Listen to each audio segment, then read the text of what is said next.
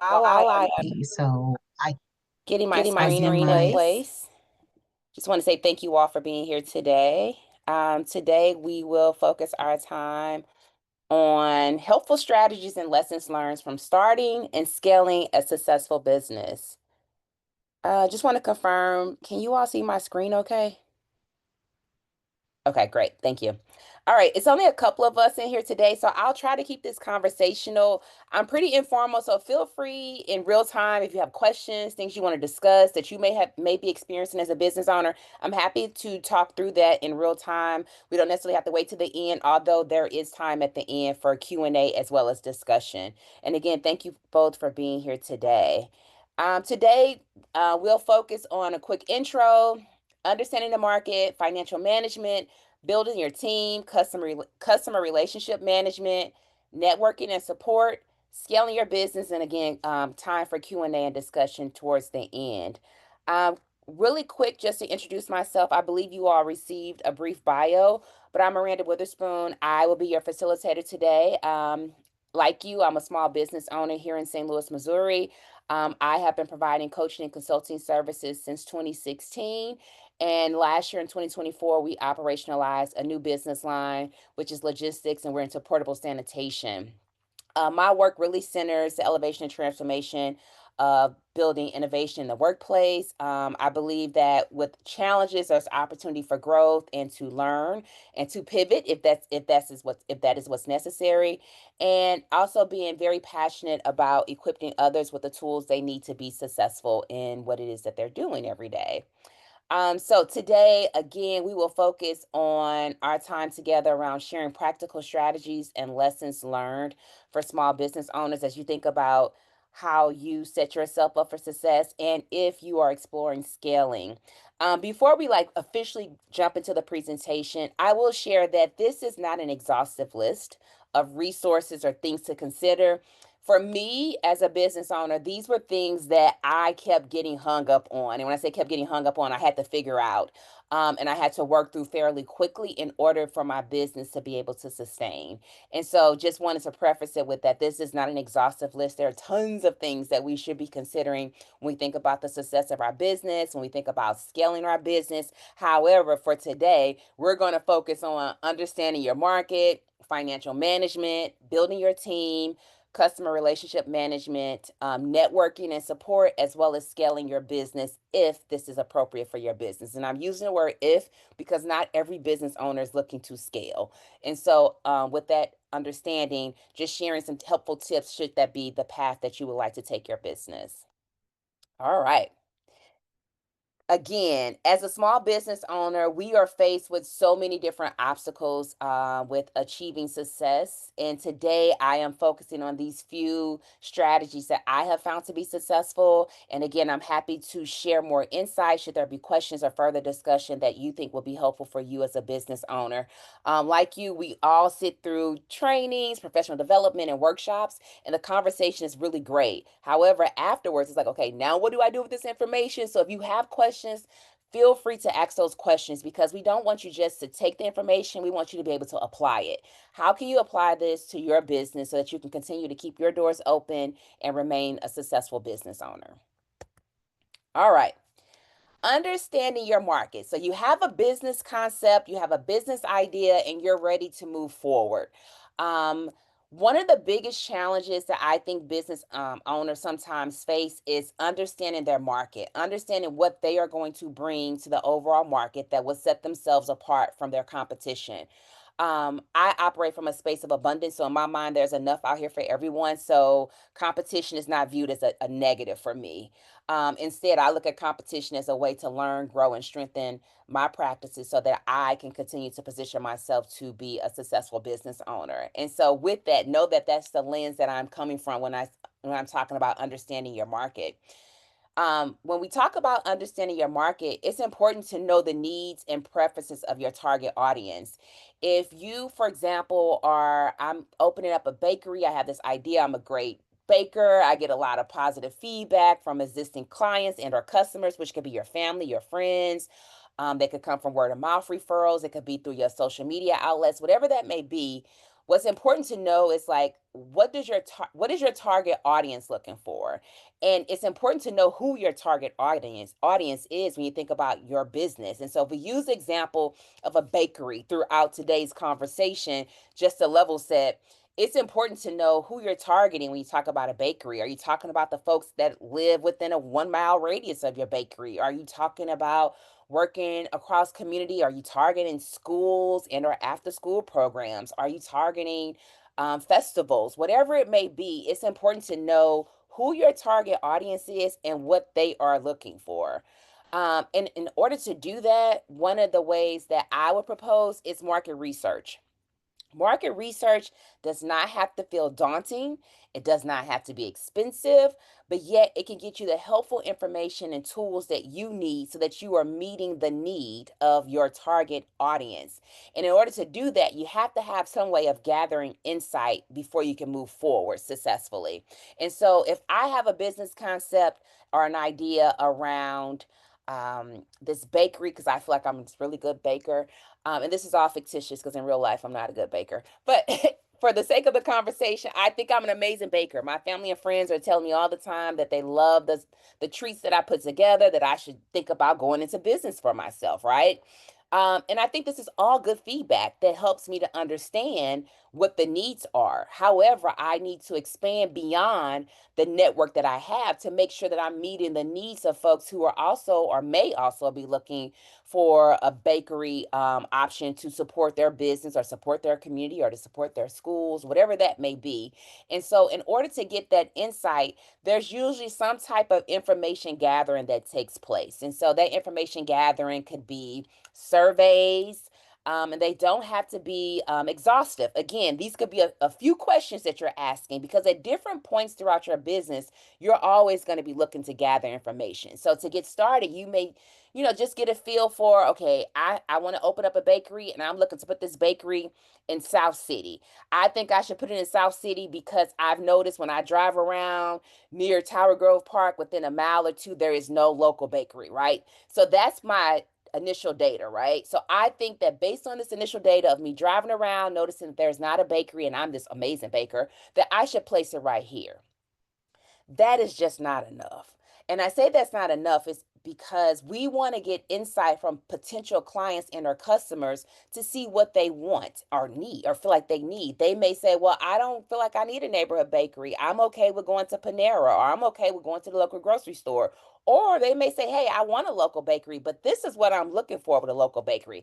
I want them to be open early in the morning. I want them to be open late in the evening. In addition to baked goods, I would love if they could offer some type of hot drinks and tea. I would love a space to host a book club, like all of these things that we get when we gather information.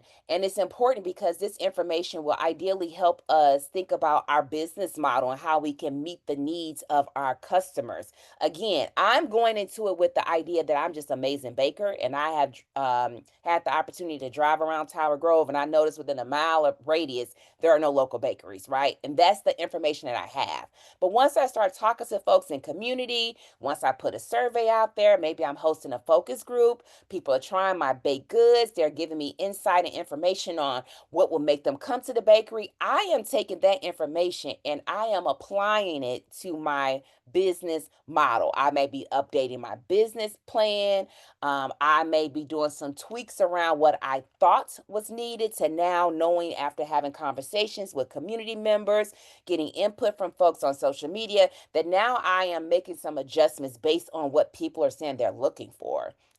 Um, Also in that same vein around conducting market research is understanding your competitors. Thinking about what are the strengths, weaknesses, and gaps in the market. If you find, for example, in this example, that there is no locations within a couple of mile radius, the hours don't meet the needs of the community, maybe the price point is too high based on what you've gathered through your market research, you are now able to take that information and put it into practice with your own business because now you have insights that will help you to move forward with your business based on potential customers and not just well, my gut is saying that I should do this, or my family and friends are saying that I should do this. I now have information from people within the radius of the bakery that I would like to open that have now provided some insight that will be helpful for me in making a decision on how I move forward with my business. And so I find that that is very important because a lot of times when we're starting a business, we're starting it based on our passion, right? I'm very passionate about baking. I think I'm amazing. And so I want to open up a business. And sometimes when we do that, we are not meeting the needs of the customers. And so we are like, well, why are people not coming into the bakery to buy items? Why are people not supporting the business? And there could be a number of reasons. And it has less to do about with how good your goods are, but more about meeting the needs of your customers. And so I would challenge us as business owners to think through regularly revisiting your market research and adapting to the market changes. Also, engaging your customers early. This can also help to lead to insights that save time and resources. I'm a firm believer that it's always okay and appropriate to pivot to make sure that you are meeting the needs of your customers. The goal is to keep our business open. And so, if our theory around there's no bakery within this mile radius, this is a sure win, and we find out from our market research that people have specifics on how and why they would support the business, then guess what I would do as a business owner? I would take that insight, apply it so that I am meeting the needs. And again, it's always okay and appropriate to pivot so that you are able to keep your doors open and you're meeting the needs of your customers. So, always recognizing that ongoing market research will be key. When you're starting a business, you have the business concept, you're doing some research. Your doors open, it may be a couple of months down the road, you're doing more market research. You're thinking about rolling out some new treats to your menu. You're probably doing some market research. You probably have people sampling it, getting feedback, things like that. But you're just pointing out that you're always looking to gather insight from your customers to help to strengthen your business plan, your business model, so that you can keep your doors open. And obviously, saving time and resources by not making costly mistakes because we're going off of our gut. But yet, instead, we have data, good old data, that will move us forward in terms of how we should think about structuring our business, the products and or services that we offer, because we now have market research that will back up what it is that we're proposing for our business. And so understanding your market is really key. One, so that you don't get in over your head, but two, you're also able to save time and resources while also meeting the needs of community. After understanding your market, and again, these are not necessarily in any order. These are areas, again, as a business owner, that I feel like I spend a lot of time in, that I'm constantly revisiting and making sure that I'm on top of in order to maintain a successful business. So next up, financial management. Managing finances effectively to ensure sustainability and growth. This is really key. When you think about financial management and you're starting a business, you have a concept, or maybe you're already in business and you're looking to grow or scale or just keep your doors open. It's important that you have a comprehensive budget that you review on an ongoing basis. I am not a proponent of doing busy work, meaning, oh, I took the time to put together a budget, but I never go back and revisit the budget. I'm a huge proponent of ongoing evaluation of your business. And with this ongoing evaluation, if you learn something new that is beneficial for your business, whether it's to stop doing something or to start or to continue, adjust in real time, because what you're finding out is that your data, you are responding to the data that is being provided versus going into this blindly or blindly making decisions. There's data that is guiding your decisions. So when I think about financial management, that comprehensive budget piece is really key. In that budget, we need to be thinking about our fixed and variable costs. What costs are fixed no matter what? Like they don't change. That's considered your fixed cost. So each month, you have to pay out X amount of dollars. So for example, in a year, insurance could be fixed cost because it's usually the same rate per month. After that year, sometimes our policies can increase and or decrease for that matter, but that could be considered like a fixed cost for that particular year for your business. Whereas variable costs, they change each month. Inventory is an example of variable costs. Depending on how much you order or don't order for that matter, that cost can fluctuate. Your operations sometimes can be variable costs because that cost is changing each month. Like what you pay Ameren for the month of June could look different for the month of July. But ideally, you want to make sure that when you think about a budget, you are aware of your fixed and variable costs and you have revenue forecast. So you are forecasting, which means that you're thinking down the road what your financial obligations or your financial needs will be for your business. I am also a huge proponent of being proactive and not reactive. It's important that we are taking time to plan and work on our business just as much time as we're taking to work in the business. And working in the business is the day to day of keeping the business afloat. Working on the business are the necessary steps and tools that we put in place to make sure we have the proper infrastructure to keep our business afloat. And so, comprehensive budget is key. Knowing your numbers, you got to know your numbers. You have to monitor your cash flow. I personally use QuickBooks, but whatever tool that is manageable for you to track your income and expenses is what's most important. Not only is it important to know your cash flow, what's coming in and what's coming out, it's also just as important to know when the money is coming in and when the money is coming out. And the reason I'm emphasizing that is because there are several transactions that are happening throughout a month for a business owner. Everything from your expenses to operate the business, that could be payroll, that could be your rent and or your mortgage, that could be subscriptions, all types of expenses that are needed, right? That are coming out of your accounts or you're paying out of your account on a regular, on a monthly basis. Then there's the money that is coming into your business. Your customers are buying products, they're buying services, there's money coming in. So it's important to know when this money is coming out and when this money is coming in because we have expenses that we have to cover. We have to be able to make payroll. We have to be able to pay our rent or our mortgage. We have to be able to take care of dues or association fees that are tied to our business. But ideally, when we understand our cash flow and we're monitoring it, this helps us to understand what's coming in, what's going out, and when, right? So that we can account for it. In our personal life, sometimes, depending on how structured you are in your finances, you may be the type of person that when your statement comes, you pay that credit card off in full.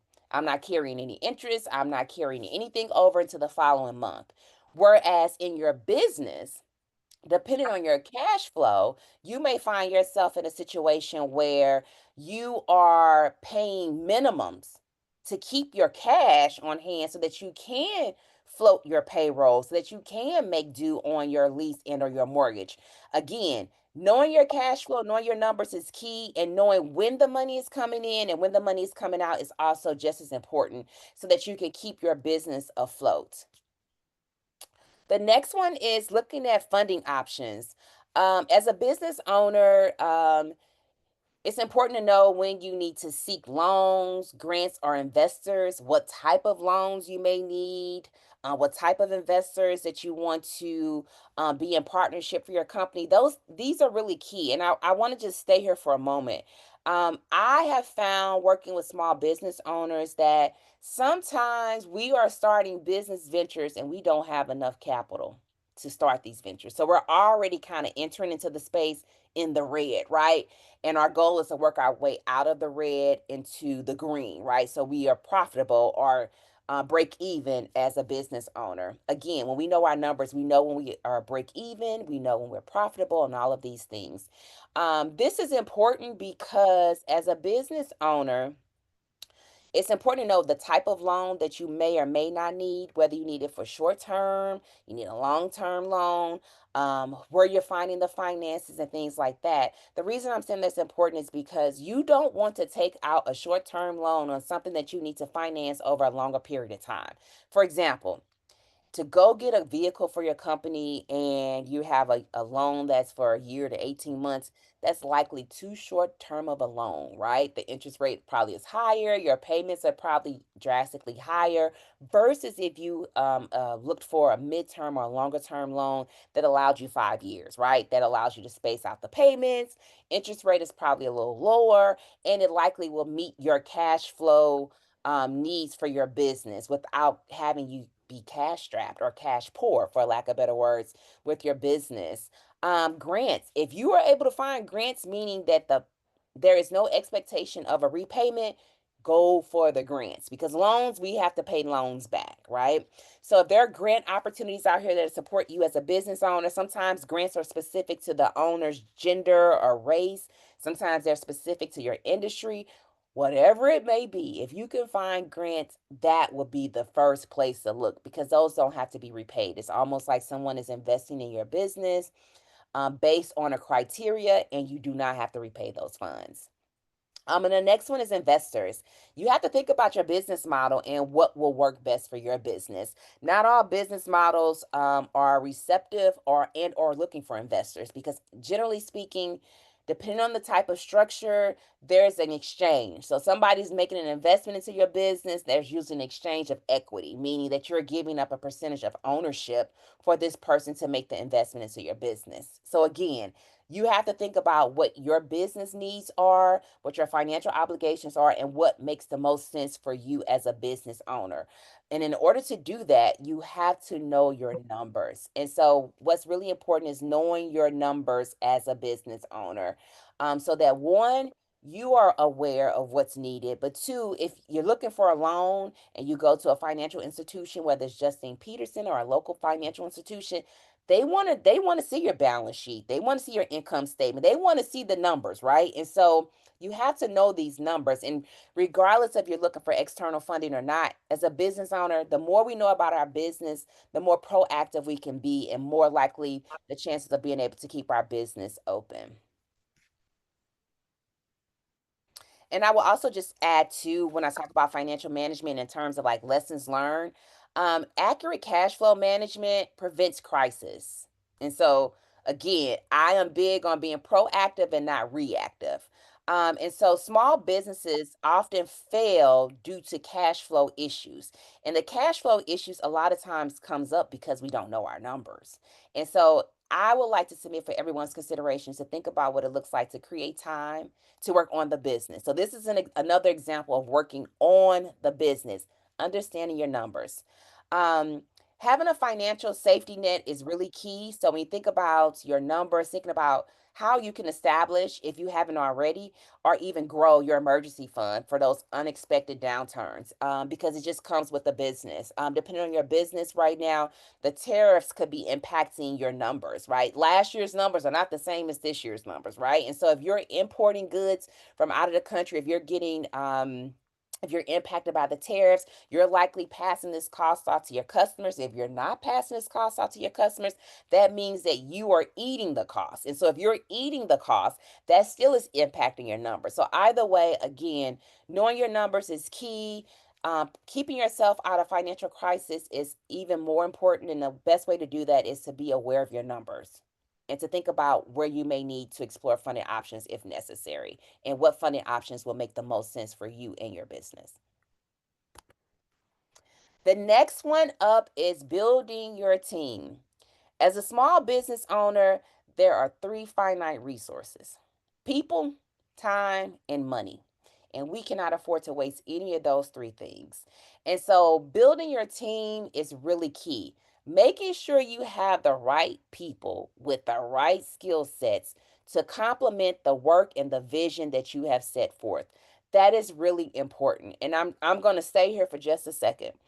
I'm staying here for just a second because, as I mentioned, there are finite resources: time, people, and money. We cannot afford. I'm putting myself in this bucket too throughout this whole presentation. We cannot afford to hire the wrong folks with the wrong skill sets because that is time and that is money that we cannot afford to waste. There is time that goes into hiring. It's not as simple as, oh, I'm looking for a part time cashier. You got to create a job description. You got to post this job description. You got to interview people for this job description. You got to create an onboarding process. You got to get folks trained. Like all of these steps goes into building your team. So that's why it's so important that we identify the folks with the right skill set. So even before we start the hiring process or posting a job description, we are thinking about who do we need on our team? What skill sets do we need before we even put it out there? So that way it's more intentional and it won't be as costly. There is a cost to hiring. Like I said, it's the time and the money. And if you're a small business owner and you are a small shop, you have a small team, you cannot afford to be doing this on a regular basis. So making sure you have the right folks is really key. So assembling that group of individuals that complement your vision and have the right skills will be key. In addition to that, when I think about the building your team, hiring for the culture fit, you have to know the culture that you are creating, maintaining, or establishing within your business, and that the people that you bring on align with your business values. Culture each strategy every day for breakfast. If you have a certain culture that you are trying to uphold, then you want to make sure that that is clear for folks in the job description, that it is clear for people in conversation during the interviewing process, so that you are identifying people who will align with your values, your business values. There's nothing worse than going through this process and then you're 3 weeks in the person into the person being hired and you're like, I don't know if they're going to be a good fit. Like they don't necessarily match the culture of my organization or culture of my business. So understanding that culture matters, and if you're not clear about your culture, I challenge you to take a second to think about the culture that you are creating in your work environment, or you want to create in your work environment, and that you lead with that so that you can attract those folks who align with your culture. Training. It is important to provide ongoing education, team building, professional development for your team. In order for people to be successful in their role, they have to be equipped with the proper resources. Even if they're coming to you with years of experience, it's a way that you do business, right? And so, because of how you do business, you want to make sure that your team is trained on how you work as a business, right? They may have the skills, the technical skills to deliver on the job, but they may not have the training that you provide to your team that allows them to show up in a way that delivers according to your values and things of that nature. So, investing in training is really key when you think about building your team. Again, people come with experience that can be amazing, that complements your work. However, there still is a necessary training that needs to take place because your business may have some similarities to business B, but it's different, right? And so again, training your team to meet the needs of your business will be key. Thinking about what open communication looks like for your team, so that you're able to openly communicate. One big point of frustration that teams often have are around communication. How do we communicate? When do we communicate? What are we communicating? All of those things are really important to keep in mind when you think about your team and your team dynamics. At my company, we tend to use Google Chat. We use Google Chat, which is very similar to like Slack, or GroupMe. It's a free platform that you can utilize to share information, resources, and communicate across the team. You likely are having staff meetings or team meetings with your team. However, just day to day communication, what is your expectation around that? So, thinking through what is a platform or tool that you can use that allows for open communication so that information is shared, things are not lost, and information is shared in a timely manner. Asana also is a great tool, and pulling Asana out because I also use Asana, but I use it for project management. This is how we manage our projects. So this is still a form of communication, yes. However, we use it more so for a project management tool. If the team needs to communicate across the day to day, I'm running late. This is what happened while I was out on a route. X, Y, and Z. We're using Google Chat. However, when we're managing a project and the different steps within that project, we're using Asana because Asana is a great free project management tool, again, free, that you can use across your organization or your company to keep things in order, keep everyone informed about a particular project, or even assigning tasks that needs to be completed. But ideally, when you're building your team, you want to make sure that you are clear about the culture that you would like to achieve or maintain and or grow, and making sure folks complement that with the culture along with their skills, because we don't have time, people, or money to waste as small business owners. I will add to, when we think about building your team, a couple of things that came to mind around some lessons learned. Empowered employees leads to higher engagement and retention. as well as misalignment of team values can hinder growth. So prioritize cultural fit during the hiring process. I am a firm believer that we are all leaders. Titles don't make us leaders. We can lead from anywhere within the organization. And so, because I believe that, I manage functions and responsibilities. I develop leaders. I manage functions and responsibilities and I develop leaders. I don't manage people. People are not to be managed, they are to be developed. And so when you think about your company, your organization, and you think about, leadership opportunities, you think about how you can continue to grow, how you bring people on, how they receive training and development. It really is about development. It's about seeing people's where there's opportunities for growth and development and how you can support them as the business owner to continue to strengthen and sharpen their skills. All right. The next piece that has also been something that I have been heavily focused on is customer relationship management, which for short, a lot of times you may hear people saying CRM.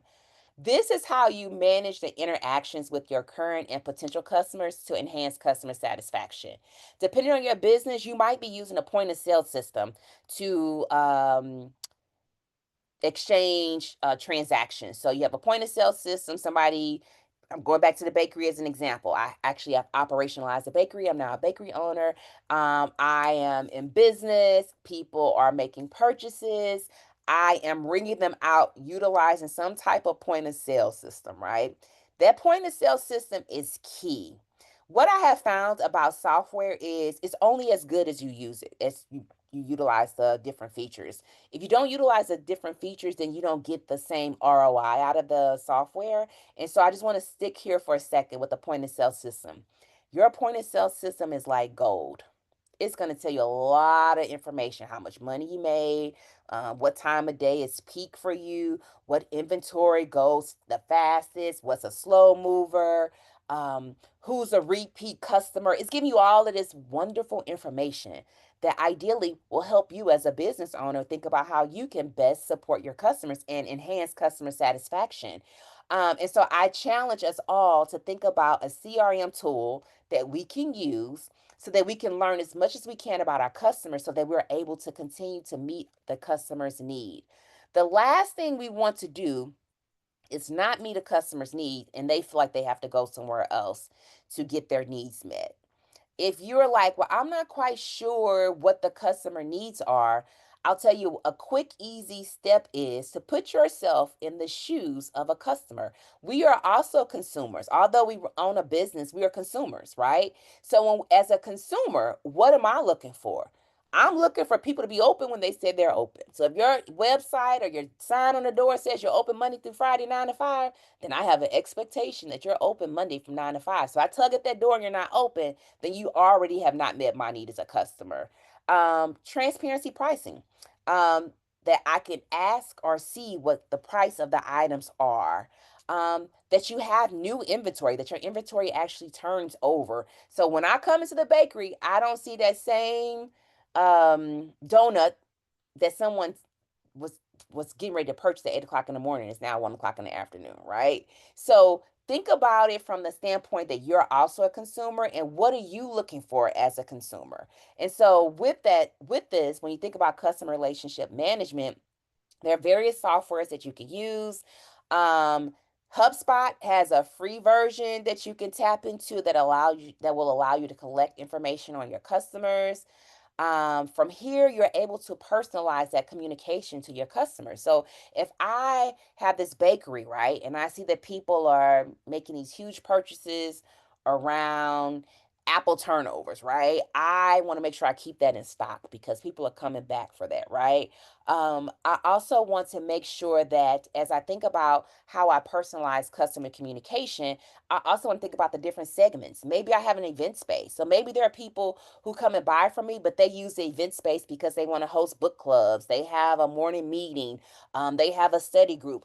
I also want to hear from them as well because I want to make sure that I'm meeting the needs of the folks who are booking the private event space as well as the walk-in folks who come in to grab a tasty treat. So again, when you have a customer relationship management software that you're using, you're able to one, keep track of your customers, their needs, but also personalize how you communicate with your customers as well as how you gather feedback. Feedback is really key, and I think it's always okay and appropriate to regularly schedule feedback to improve products and services with your customers.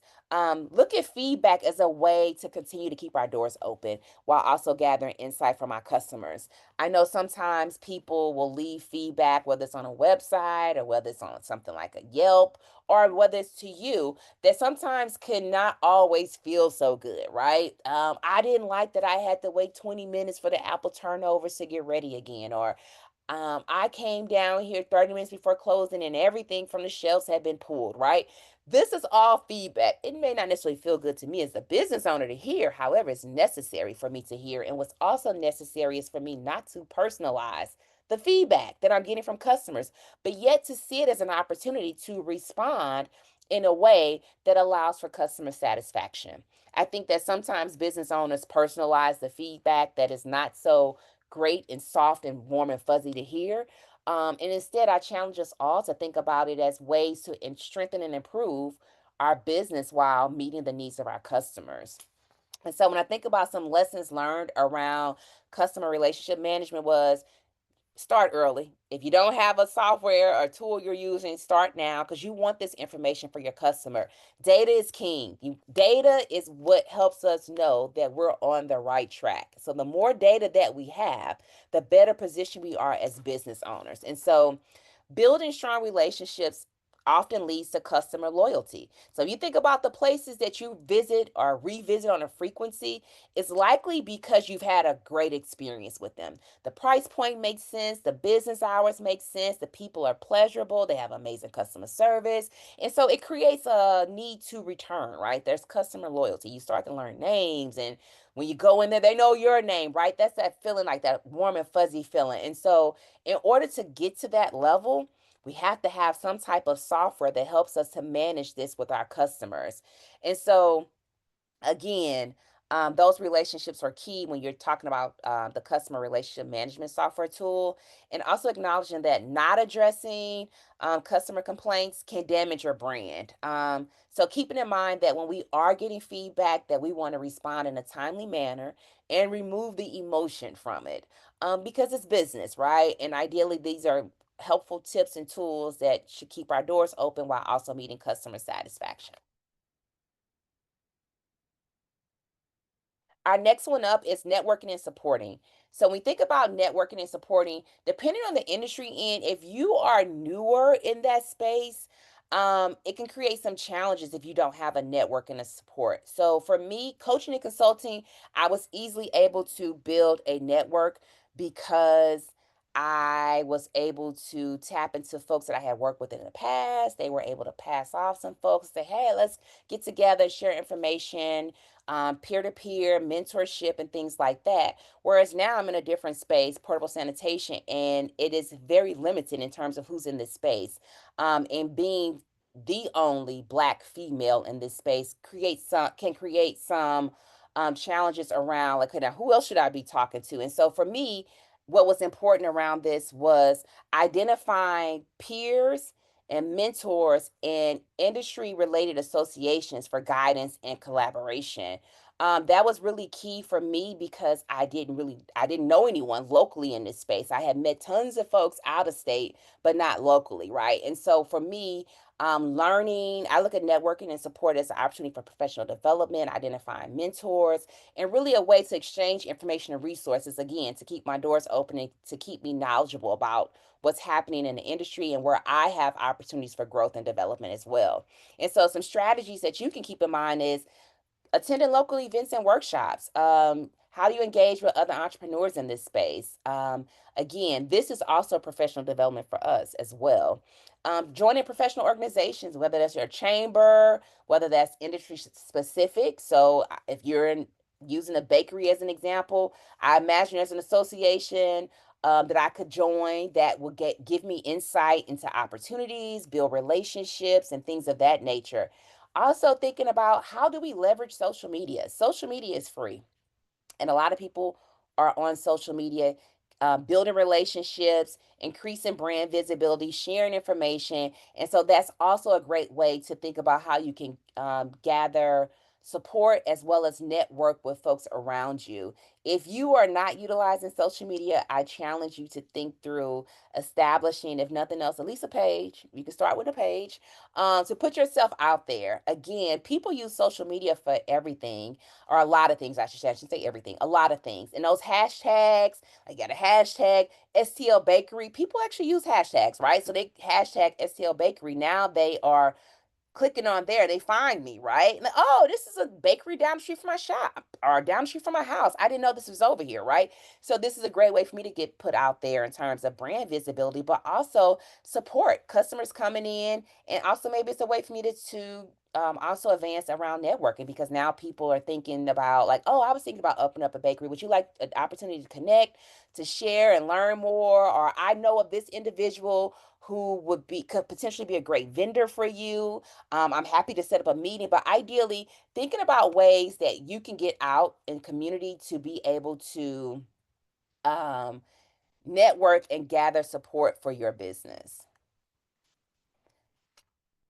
I will also just add, when we think about lessons learned around networking and support, this is just an avenue for potential partnerships. It's also a source for inspiration and new ideas. So, surrounding yourself with a supportive community can mitigate entrepreneur burnout. And so, you are likely sharing your vision, your idea, your business updates with family and friends, which is wonderful when we have that network. However, there is also something to be said about people who are also in the space doing the work, who are also able, you're also able to, sorry, to lean into, to also get insight, information, and support to help reduce with burnout, and just having a community of folks who are doing similar things and or who just understand the day to day of being a business owner in your respective industry. The last thing I'm going to touch on is scaling your business. And I'm going to also use the language, if this is appropriate for you, because not everybody is trying to scale their business for whatever reason. And so when we think about scaling our business, this is really about expanding your operations and increasing revenue without compromising your quality. How many times have we seen businesses scale and we say, oh, I wish they would have just stayed how they were, because now I have a longer wait, the food quality isn't the same, the prices have gone up, whatever it may be. So you have to think about your business model and what makes the most sense for you when you think about scaling your business, because you do not want to compromise quality when you scale. And so some strategies to consider when you think about scaling is growth opportunities. What are the growth opportunities for your business? Is this a product line expansion? Is this possibly entering a new market, or is this franchising? I'm having such an amazing experience and ROI down with my bakery on in the south side city of St. Louis. So I'm thinking about possibly a new market. I'm thinking about going north. I'm thinking about going North County. Let me see what the response will be, right? So again, I'm starting my whole process all over again. I'm identifying or understanding my market needs. I'm out in community. I'm talking to folks so that I can see if this is something that the community even wants in North County. I know they want it down here in South City, but North County may feel like we have enough bakeries. Or if you do bring a bakery, this is what we're looking for over here, right? So understanding growth opportunities and being able to identify those are key. Automation is really key. As much as possible, whether you're scaling or not, think about automation. Automation helps us to be efficient and effective with our business without overexerting a whole lot of energy. If you have a point of sale system, you likely have the capacity to automate. Maybe it's the newsletter that you send out to your customers. Maybe it's some communication that you're sending to your customer. Maybe it's your scheduling, like how you schedule your employees for their work week. Whatever it may be, think about automation, because automation will help with time and efficiency while also getting the work done. The last one I will hit on is monitoring your metrics. So understanding your key performance indicators to inform your decision making. So this could be the amount of money you spend on marketing to attract a new customer, right? So if you're spending X amount of dollars to attract customers, does that yield the ROI that you need, right? So you have a budget for $5,000 for marketing. When you look at your point of sale system, because that point of sale system is key, And you notice like when you sort it out and you can see new customers versus return customers. And let's just say for the sake of conversation, you spent $5,000 and you notice you only have um 10 new customers. Does that ROI yield the 10 new customers, right? And so using those key performance indicators is a great way to inform how you make decisions because that could tell me, well, I'm spending $5,000 and I got 10 customers. I'm spending $500 per person to get through the door. For me, the ROI doesn't match up. And so I would not make that investment because I can't afford to spend $500 to get one person through the door. And so again, that data is helping to inform my decision making. So I might go back to the drawing board. I might reduce the budget. I might try different strategies. I might explore different partnerships, but ideally recognizing that scaling your business is according to your business model in a way that will make the most sense for you, while also acknowledging that as you're if you're looking to scale, thinking about growth opportunities, automation, and looking at your metrics to help inform that decision making. So in conclusion, we talked about understanding our market, managing finances, building a strong team, maintaining customer relationships, networking, and scaling as vital components. Again, I don't know that scaling is everybody's goal, but if it is, those are some things to consider when you think about scaling. And so, with that, I want to thank you all for your time today. I'm going to stop sharing my screen to see if there are any questions. I know we have about 10 minutes, 9 minutes left.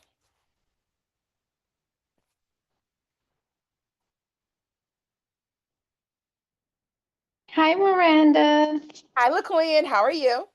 Good. This was so good. It's just some things that really spoke to me about just like structuring and being more structured. And you said something, you said a business is to be managed and people are to be developed.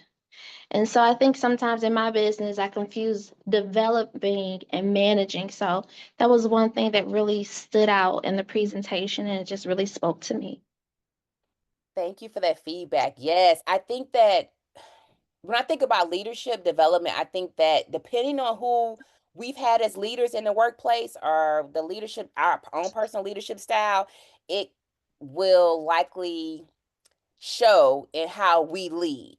I personally feel like you manage functions and responsibilities and you develop leaders. Now, I have been in work environments where people felt opposite, that they're managing people, and yet you get this response from people that doesn't always equate to a positive experience because they are being managed and not developed. Mm-hmm. Yeah, so that was my comment. Thank you. Thank you. I have a question. Um, I know that social media is this primarily for main ones that we use. Um, which ones do you find being the most useful? Hmm. That's a good question. I think it depends on what your end goal is. So some people, like for example, if you are looking for brand visibility in hopes that it translates to some type of ROI on customers coming in or customers going to your website, I noticed here lately that TikTok and YouTube are platforms that people are proposing around visibility with brands.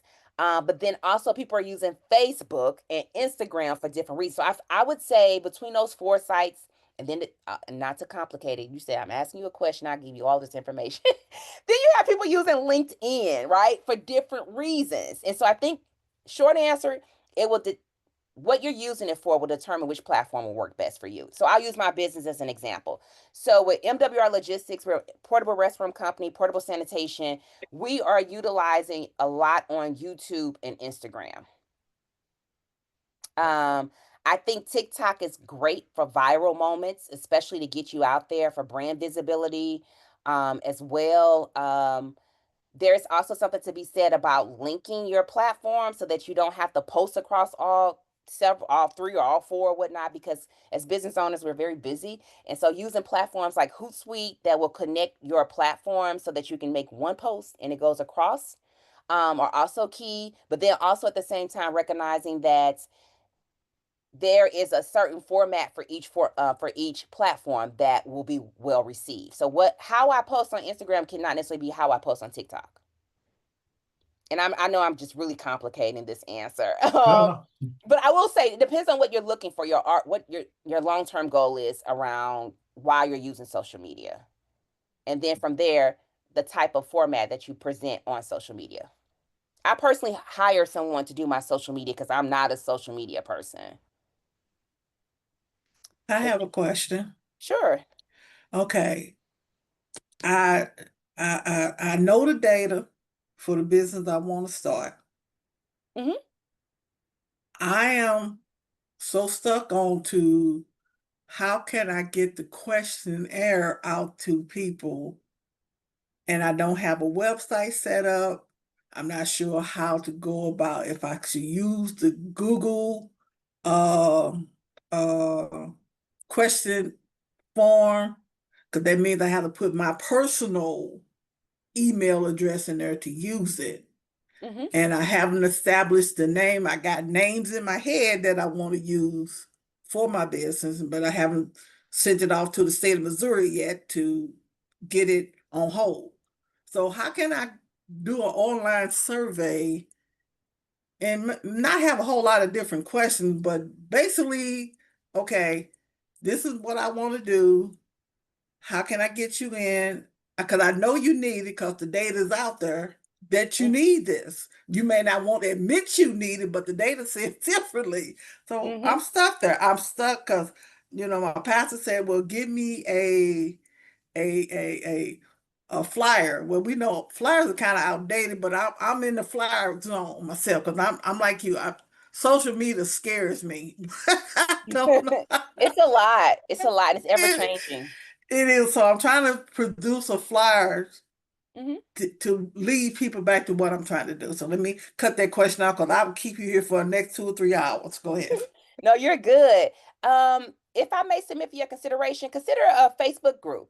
So some business owners, like, because we have to remember, time, people, and money are finite resources. So if we can utilize free platforms, I would propose starting there. So some Okay. business owners create a Facebook group, right? So they create this Facebook group and then they pose the questions in there and they give people a chance to respond. Like that's how they create a subset of folks to weigh in on their business idea.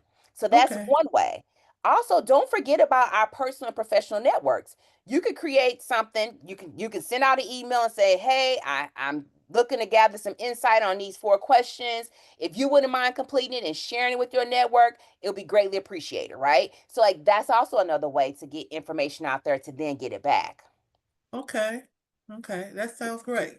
Both are Hopefully, free. hopefully the network that I do feel that can do that, that they love me enough to do it for it.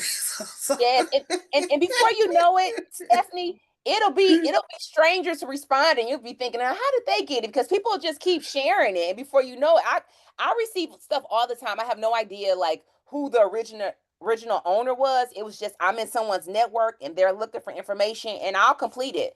I also just would share this too, Stephanie. Keep it short and sweet. I feel like since the pandemic, our attention span is very short, and Yes, it so is. get the key questions out there so you can get the key answers and the information you need. Because you can always come back and ask more questions, but get the initial information you need first. Okay, thank you. Of course. I'm so glad I asked because I'm so stuck on there, been stuck on there for months now. It's okay. We unstuck now.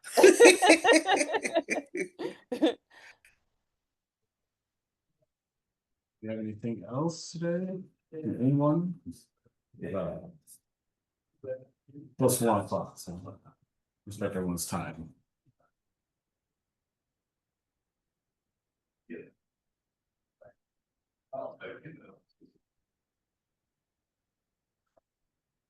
Randy, you have any final words? Thank you all for joining today. I think that Justine Peterson does a great job pulling together folks from community to share insights around being a small business owner. Um, and so I'm grateful for Justine Peterson. So that's one. Two, um, it's just as important to work on the business as it is to work in it. So think about what it looks like to create time to work on the business. So all of the things we talked about today are examples of working on your business. It's important that we have the proper infrastructure in place to keep our doors open. And in order to do that, we have to be proactive and not reactive. If we spend every day reacting, we're putting out fires all day. So it's like, when do you get the work done, right? So think about how you can plan and be proactive in getting things in place for your business so that you are able to be a successful business owner. And so, again, thank you all for being here today. I am grateful for your time, and Justine Peterson for having me. Well, thank you all again. On behalf of Jessica Peterson and Maranda Witherspoon, MWR, we just want to say thank you one more time. And this will be on YouTube later on today. So if you have friends who want to see what she had to say as well, share with them and get the message out there. So, So everyone did have a you, wonderful. so did you say this would be on YouTube, this meeting? Yes, it will. So you won't be sending out to our personal email? I'll send you the email with the link and everything. All right, thank you. You're very welcome. Thank you, everyone. Wonderful day. Thank you. Thank you.